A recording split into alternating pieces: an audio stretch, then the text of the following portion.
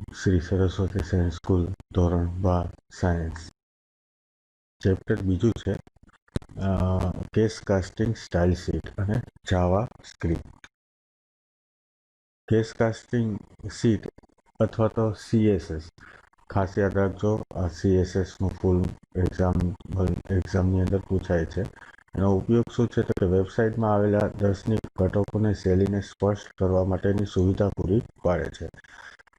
ફાયદા શું છે તો કે કોડિંગમાં નકલ ટાળી શકાય છે. એક જ વિગતમાં જુદી જુદી ઉદ્દેશનો અનુલક્ષીને જુદી જુદી સ્ટાઇલનો ઉપયોગ કરી શકાય છે. કોડિંગ બહુ સરળ જાળવણી કરી શકાય છે. કઈ રીતે એને લખાય છે તો કે પહેલાં સિલેક્ટર આવે, પ્રોપર્ટીઝ આવે અને વેલ્યુ આવે છે. અહીં તમને એનું એક્ઝામ્પલ આપેલું છે. H1 મેં સિલેક્ટર રાખ્યું છે. કલર શું છે તો કે પ્રોપર્ટીઝ છે અને કેવો કલર છે તો કે ગ્રીન કલર છે અને એને શું કહેવાય વેલ્યુ આપેલી છે. તો આપણે પહેલા જોશું કે કઈ રીતે એનું સીએસએસનો ઉપયોગ કરવો છે. તો આપણે કમ્પોઝરની રીતે સીએસએસનો ઉપયોગ કઈ રીતે થાય એ જોઈ લઈએ.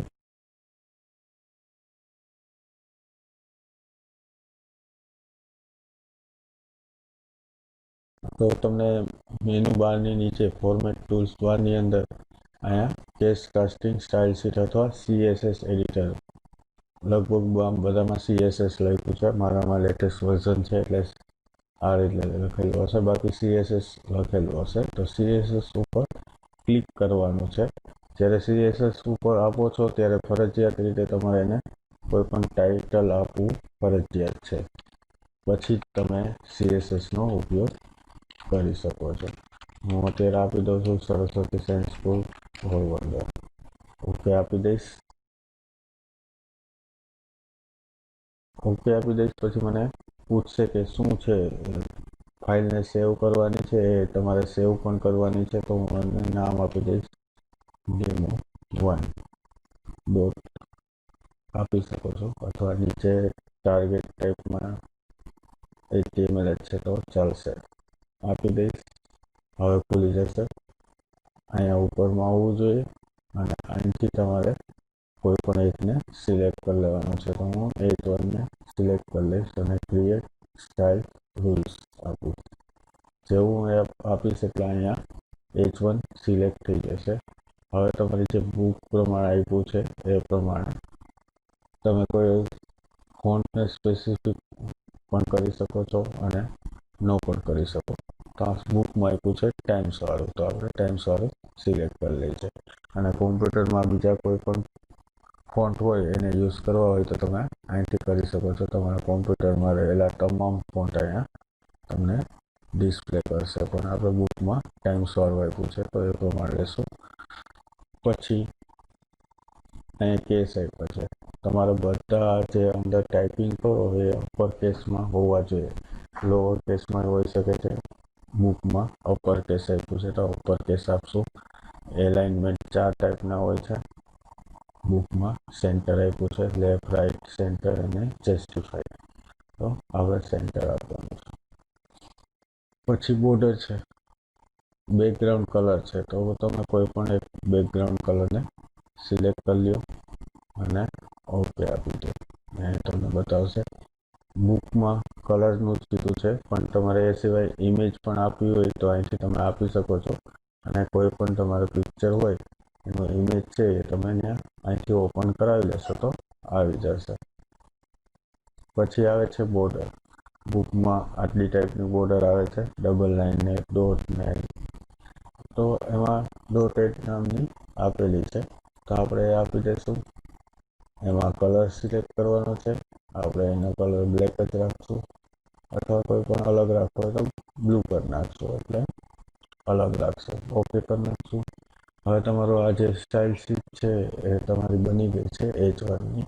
હવે તમારે કઈ રીતે લખાય, જો તમારે કોડિંગની રીતે લખવાનું હોય તો આ રીતે તમારું આખું કોડિંગ તૈયાર થશે. આપણે જે વસ્તુ અહીં કર્યું છે તો કે બોર્ડર સ્ટાઇલ કેવી છે તો ડોટેડ છે, કલર કયો છે તો એને કોડની રીતે બતાવ્યું છે, ફોન્ટ કયા છે તો આપણે ટાઈમ્સ રાખ્યા છે, ટાઈપના ઓલા કહેવાય છે તો કે બધા અપર કેસમાં લખાવે છે, ક્યાં લખાવે છે સેન્ટર ને આ બેકગ્રાઉન્ડનો કલર છે. હું અહીંથી ઓકે આપી દઈશ. અને H1 એટલે આમાં હેડિંગ નામ આપ્યું છે, એટલે હેડિંગ 1 આપીશ એવું તરત જે આપણે સેટ કરેલું છે એ આવી જશે. હવે હું અહીંયા કોઈ પણ જગ્યાએ કાંઈ લખીશ એટલે બધા અક્ષર શું થઈ જશે, કેપિટલમાં જ લખાશે. અત્યારે હું કેપિટલમાં લખતો નથી, છતાં પણ કેપિટલમાં આવે છે.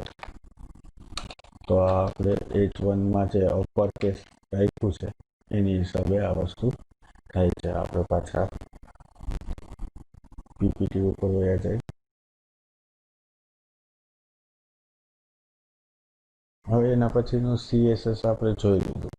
CSSમાં હજી પણ તમારે કોડિંગની રીતે જોવું હોય તો કઈ રીતે લખાય એ પણ આપણે એમાં સોર્સ કોડમાં જોઈએ. જો H1 અને એની અંદરની આ બધી છે પ્રોપર્ટી અને એની વેલ્યુ છે.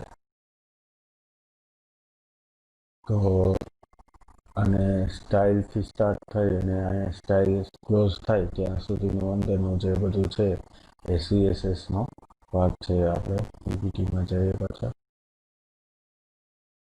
હવે એના પછીનું આવે છે કે જાવાસ્ક્રિપ્ટ. હવે જાવાસ્ક્રિપ્ટ શું છે, તો કે જાવાસ્ક્રિપ્ટ એવું છે કે એ આખા આપણી વેબસાઇટમાં જે પણ આપણે બનાવીએ છીએ એને કાં તો કોઈ કમ્પેરિઝન કરવાનું હોય, કાં ખાલી છોડી દીધું હોય, એ તમામ વસ્તુને આપણને એલર્ટ બોક્સમાં એલર્ટ કરે કે તમે આ વસ્તુ ખોટી કરો છો અથવા નથી લખેલી. તો એ લખવા માટે જાવાસ્ક્રિપ્ટ છે એ બીજા પણ એના ઉપયોગ છે. આપણે એક્ઝામ્પલમાં આપણે આગળ જોશું. અત્યારે બુકમાં જે આપ્યું છે એ પ્રમાણે આપણે જોઈએ તો કે ઉપયોગ કરતા એ કોઈ પણ જરૂરી ફિલ્ડ ખાલી છોડી દીધું હોય છે. તમે વેબસાઇટ જ્યારે માં ફોર્મ ક્યારેય ભરતા હો ત્યારે તમને ખબર છે લાલ કલરની સ્ટાર કરેલો હોય, તો એ ખાલી રહી ગયો હોય તો એ તમે સબમિટ ઉપર બટન ઉપર ક્લિક કરશો ત્યારે તમને એલર્ટ બોક્સમાં એ બતાવશે કે તમારું જે આ ફિલ્ડ છે એ ખાલી રહી ગયું છે. આપણે એક્ઝામ્પલમાં પણ આગળ જોશું. બીજો પોઈન્ટ છે કે ઉપયોગકર્તા એ કોઈ પણ ઈમેલ સરનામું દાખલ કર્યું છે કે નહીં એ પણ ચેક કરે છે. પછી બે ફિલ્ડની વિગતોને સમાન છે કે નહીં એ પણ ચેક કરશે. પછી ઉપયોગકર્તાએ યોગ્ય તારીખ દાખલ કરેલી છે કે નહીં એ પણ ચેક કરશે. ઉપયોગકર્તાએ આંકડાકીય ફિલ્ડમાં લખાણ ઉમેર્યું છે.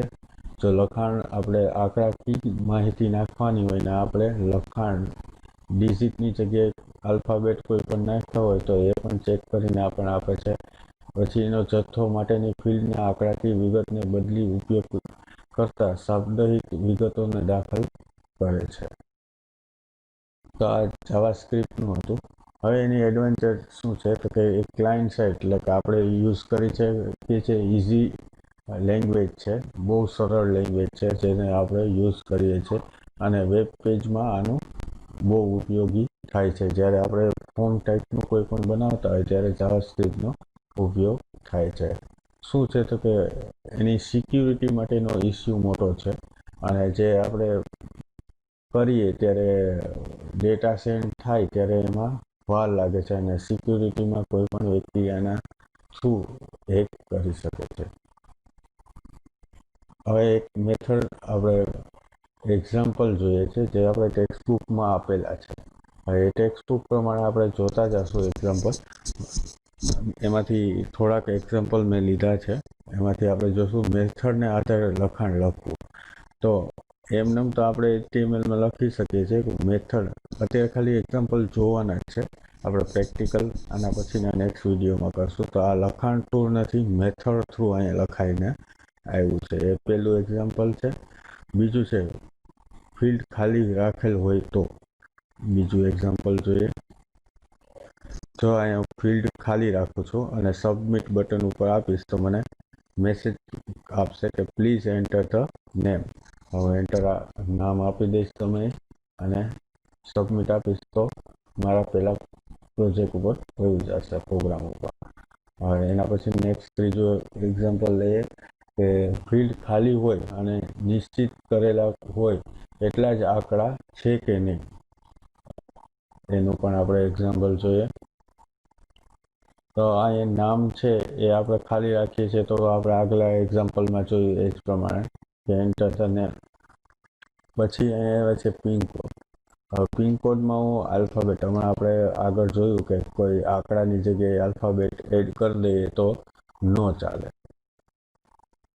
તો એ કહે છે કે પ્લીઝ એન્ટર પિનકોડ પ્રોપરલી. તો કે અહીંયા પ્રોપરલી પિનકોડ નાખો.